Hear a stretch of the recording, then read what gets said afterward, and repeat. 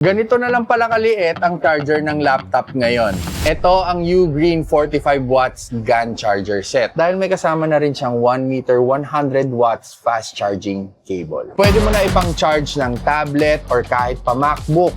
Or pwede din laptop kung meron kang Type-C na inlet. Ultra fast charging na to para sa mga typical cellphones na gamit natin. Ang MacBook Air ay kaya niyang i-charge within the span of 1 hour. Dual output na rin nga pala siya na pwede kang mag-charge ng isang 25 watts and 20 watts kapag parehas gamit mo siya. Pero kapag isang output lang yung gamit mo sa kanya, ay 45 watts ang maximum output na ibibigay niya. Kahit na Steam Deck pa o iPad ng anak mo na pinagpapanooran ng Elmo, pwede nang i-charge nito. At hindi ka na rin mag-aalala kung ikaw yung tipo ng tao na natutulog tapos nagcha-charge ng cellphone niya.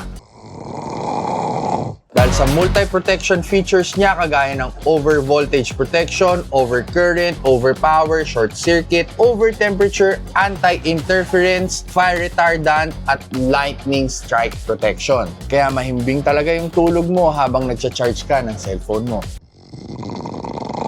Kaya kung naghahanap ka ng maliit pero powerful na charging set, ito na yun. Wala nang iba pa. Murang-mura pa. Check out mo na lang dyan sa baba. Tagal mo eh.